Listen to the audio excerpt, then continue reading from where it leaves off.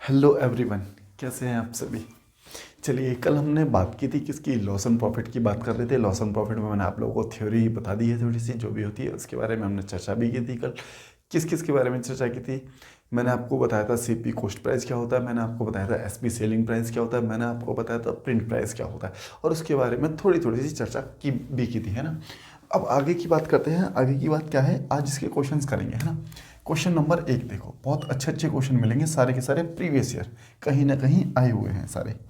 देखो, कहता है किसी वस्तु का लागत मूल्य उसके विक्रय मूल्य का अनुपात। देखो, लागत मूल्य मतलब कि कॉस्ट प्राइस, विक्रय मूल्य मतलब कि सेलिंग प्राइस का अनुपात जो दे रखा है आपको, कितना दे रखा है क्वेश्चन में, 216, और ये जो दे रखा है आपको 306, है ना।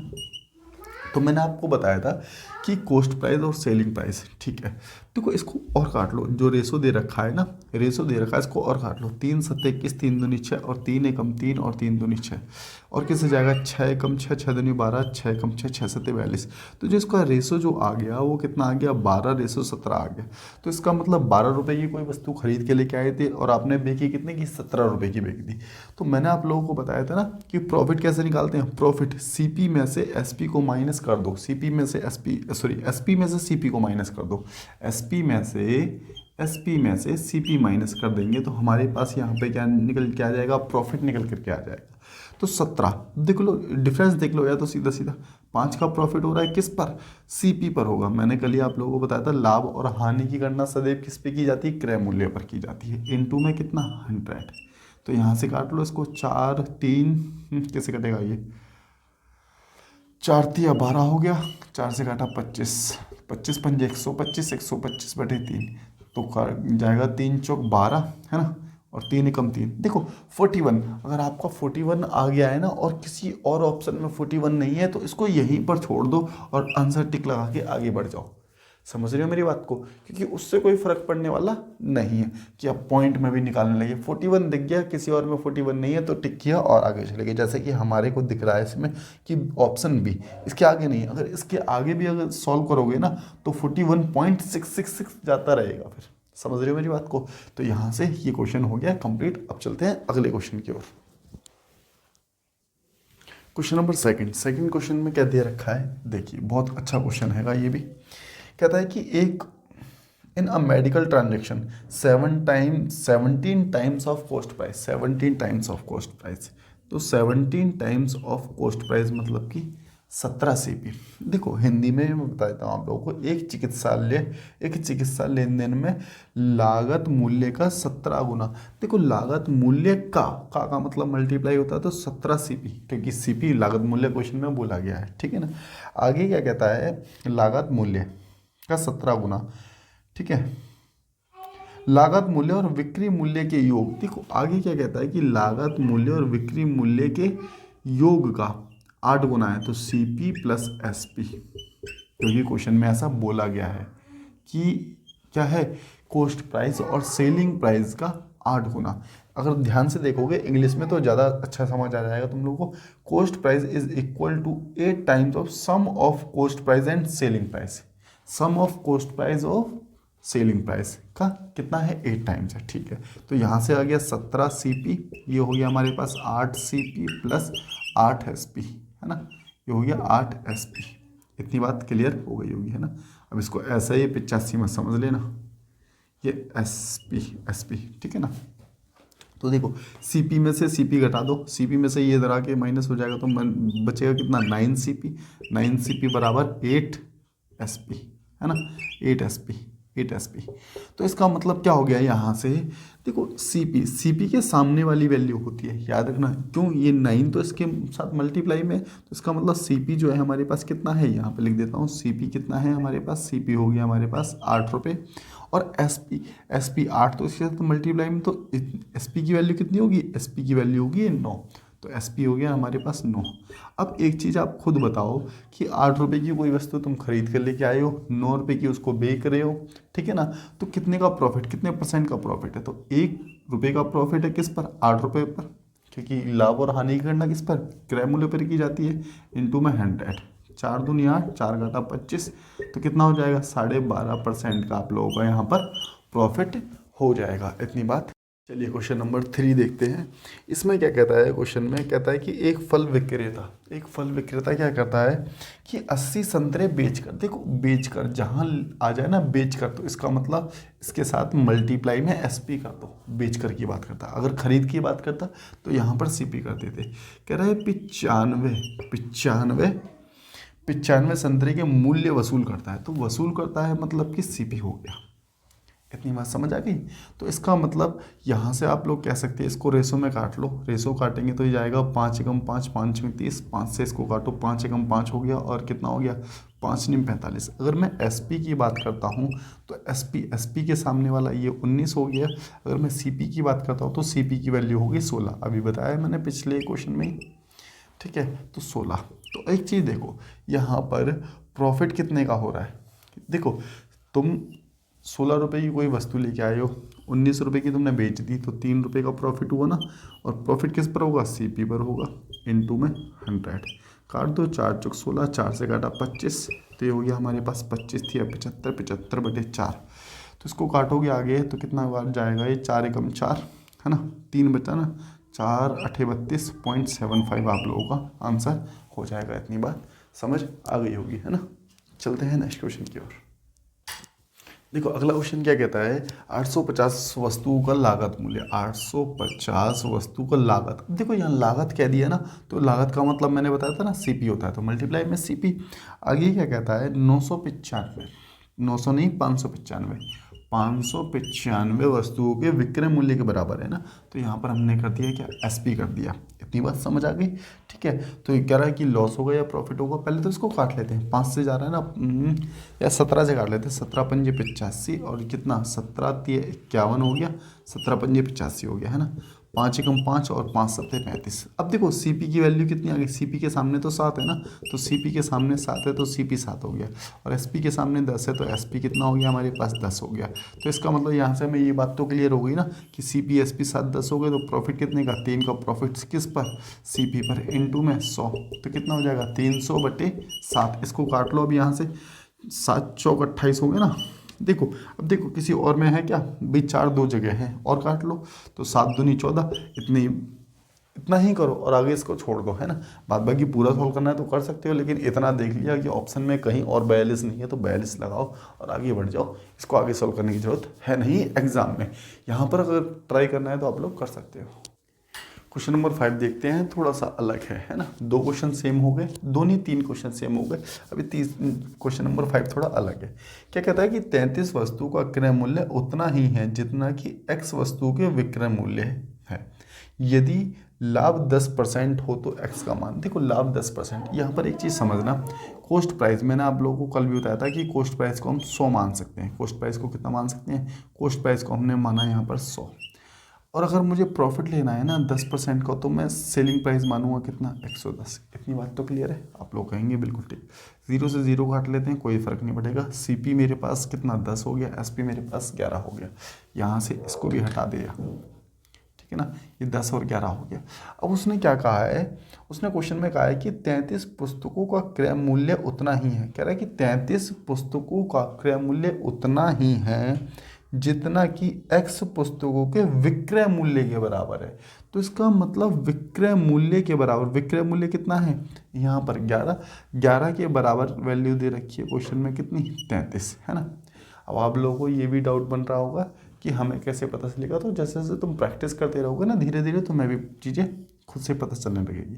तो 11 तिया 33, एक की वैल्यू कितनी आ गई, 3 आ गई। कॉस्ट प्राइस की वैल्यू पूछिए, इस 3 की वैल्यू 10 के साथ कर देंगे तो 10 × 3 आंसर विल बी 30, आपका आंसर आ जाएगा।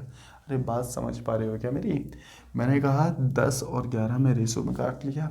सेलिंग प्राइस की वैल्यू 33 दे रखी थी, कॉस्ट प्राइस की वैल्यू पूछी थी, तो मल्टीप्लाई कर दिया तो आ जाएगा हमारा कितना, 30। अगला क्वेश्चन देखते हैं। क्वेश्चन नंबर 6 की बात करते हैं अब यहाँ पर हम लोग, है ना।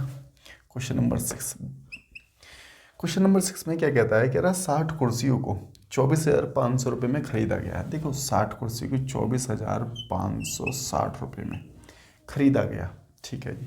देखो कितनी 60 कुर्सियाँ। तो मैं अगर इसको 60 से भाग कर दूँ तो एक का मूल्य निकल कर क्या आ जाएगा कि एक कुर्सी को कितने में खरीदा गया था। ठीक है, वो कहता है कि इसको 20% के लाभ पर बेचने के लिए, इसको 20% के लाभ पर बेचने के लिए, एक चीज़ मेरी बात समझना ज़रा। देखो, एक होता है सीपी, एक होता है एसपी। हम लोगों ने बहुत चर्चा कर ली है इसकी। ठीक है, एक चीज़ देखना, अगर सीपी से कभी एसपी पे जाना है, सीपी से कभी एसपी पे, देखो एक कॉन्सेप्ट है, इसको ज़रा ध्यान से समझ लोगे ज़्यादा अच्छा रहेगा। सीपी से एसपी को कभी भी जाना है ना, मतलब कि पहले तो सीपी बनता है ना, बिना सीपी के तो एसपी बन नहीं सकता। पहले कभी ना कभी तो सीपी रहा होगा उसका, जब भी एसपी बना है। ठीक है, तो सीपी से एसपी जाने के लिए मल्टीप्लाई होता है। क्या होता है? मल्टीप्लाई। अभी समझाऊंगा कैसे। और एसपी से सीपी जाने के लिए डिवाइड होता है, ऐसा समझ लो। ऐसा क्यों? जैसे कि अगर मैं मान के चलो कि कोई वस्तु है 30 रुपये की है, मैंने कहा इस पर 20% का प्रॉफिट होता है मुझे, मैंने क्या कहा, इस पर 20% का प्रॉफिट होता है, तो बताओ इसका सेलिंग प्राइस क्या होगा। तो देखो तुम क्या करोगे, सीधा 20% का प्रॉफिट मतलब कि 120/100 रख दो, क्योंकि 100 तो परसेंटेज का ही आ गया। ठीक है, हम कब जब एसपी निकालने, तो यहाँ से 0 से 0 काटा, ये 6 आ गया, ये 5 आ गया, है ना। तो ये 5 36 6 36, तो आप कहोगे जी एसपी हो गया 100, सॉरी एसपी हो गया 36। तो मेरा कहने का मतलब सिर्फ इतना है कि 30 दिखाना, एसपी बनाना, तो 120/100 आप कैलकुलेट कर दोगे तो हमारे पास एसपी निकल करके आ जाएगा। इतनी बात ध्यान रखना। और कभी भी आपको मान के चलो, कभी भी आपको एसपी से सीपी बनाना है तो डिवाइड कर दो। डिवाइड किससे करोगे? जैसे मैंने कहा कि कोई वस्तु 720 रुपये में बेची जाती है 20% के प्रॉफिट पर, तो 20% का प्रॉफिट, देखो मैंने पहले ही बताया था आपको, प्रॉफिट जो होगा 100 पर ही प्रॉफिट होगा, 100 पर ही लॉस होगा, 100 हम मान के चलते हैं।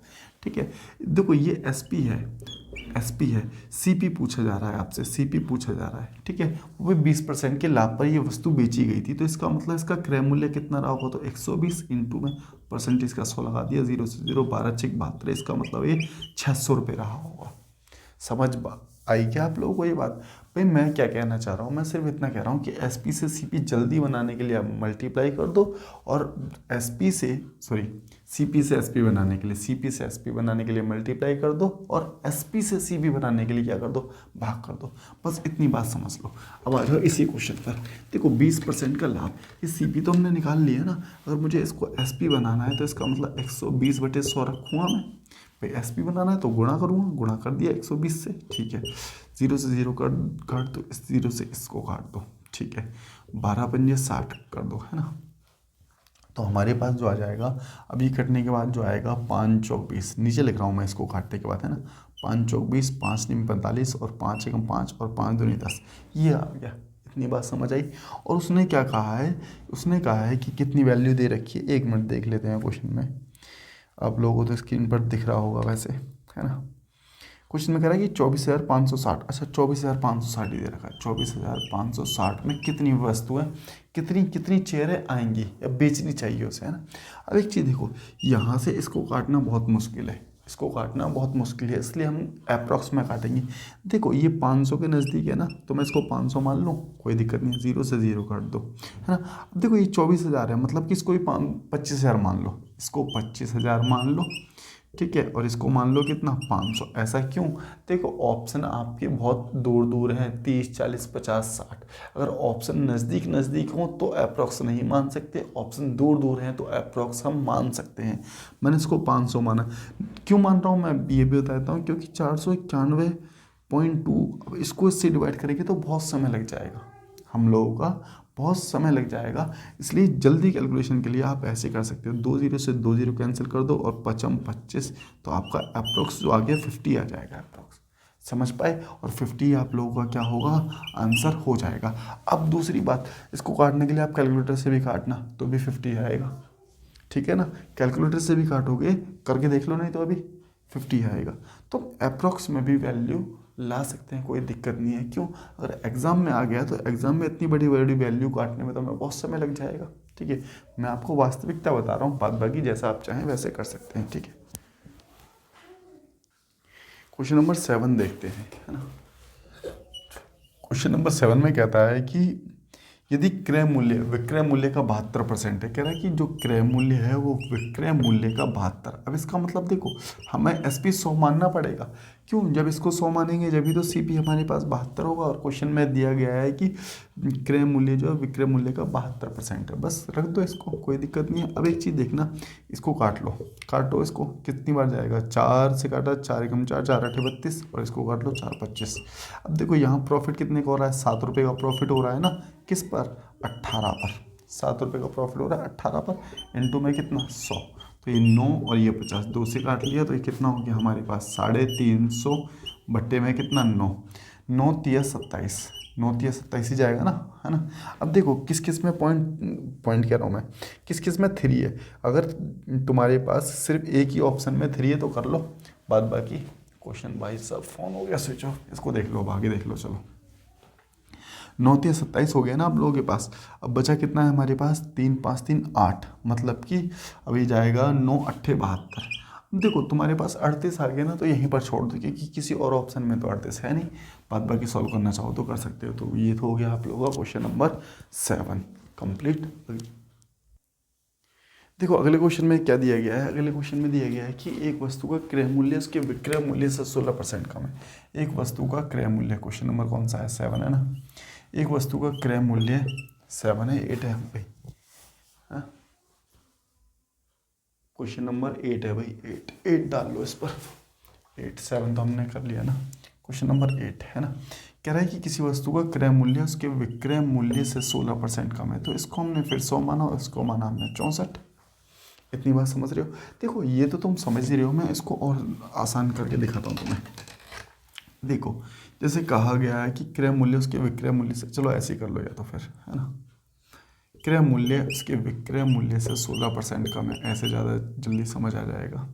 तो 16% कम है तो इसको 64 मान लिया, 64 होगा ना, 64 नहीं होगा 84 होगा भाई, 16% कम है ना, तो ये 84 हो गया भाई। 100 में से ही तो माइनस किया है, 100 का 16% 16, 16 में 100 में से 16 को माइनस करोगे 84 आएगा। इसको काट लो, 4 दूनी 8, 4 एकम 4, 4 से काटा 25। अब देखो सीपी हमारे पास इतना आ गया और एसपी हमारे पास इतना आ गया। प्रॉफिट कितने का होगा, 4 का, और किस पर, 21 पर होगा, इंटू में 100।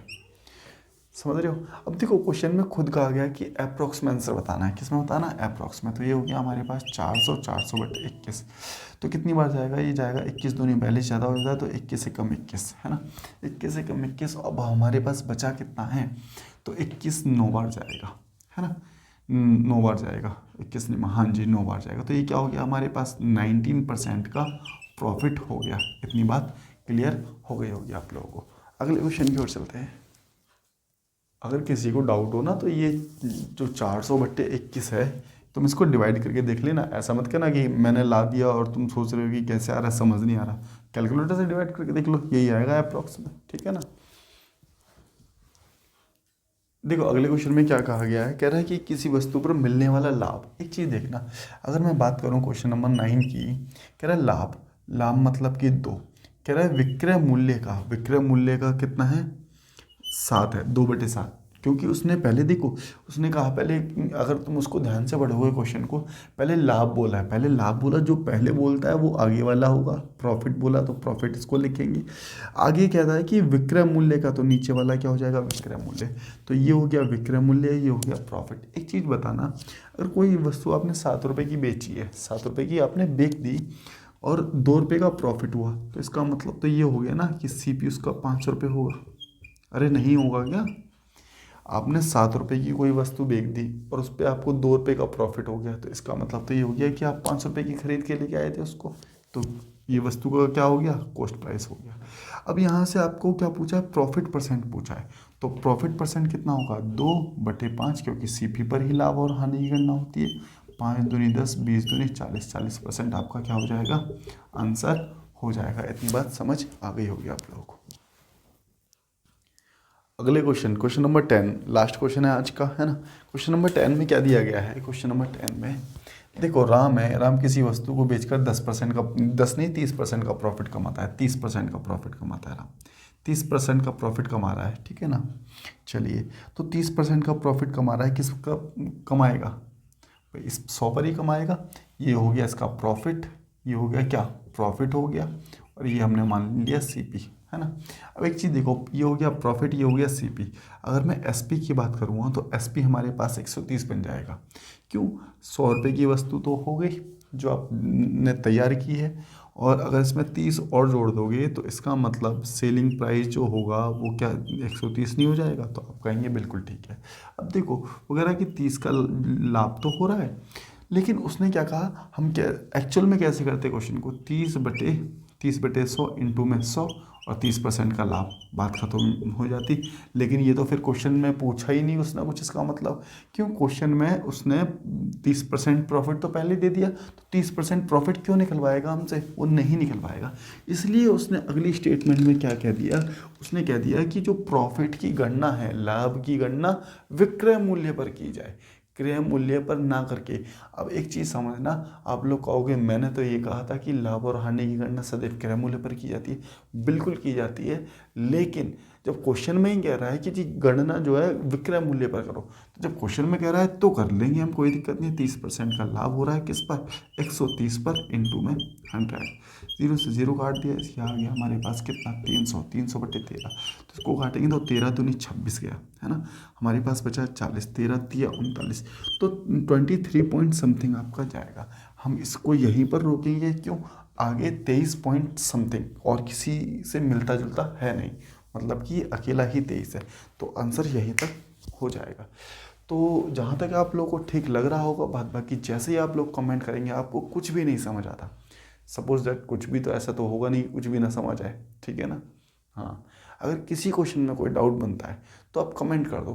कमेंट कर दोगे तो जैसे कल वीडियो, हम लोग की रेगुलर वीडियो बन रही है, कल जैसे ही नेक्स्ट वीडियो बनेगी तो उसमें मैं आपके उस कमेंट को लूँगा ज़रूर, ध्यान रखना, ठीक है ना। उस कमेंट को लूँगा और जो नहीं समझ आएगा आपको समझाऊंगा पहले वो चीज़, फिर उसके बाद वीडियो को कंटिन्यू करेंगे। समझ पाए ना मेरी बात को? तो चलिए मिलते हैं बात बाकी कल नेक्स्ट वीडियो में, है ना। नेक्स्ट वीडियो मतलब कल ही होगी, कंटिन्यू वीडियो मिलेंगे आपको। जब तक के लिए टाटा, बाय बाय।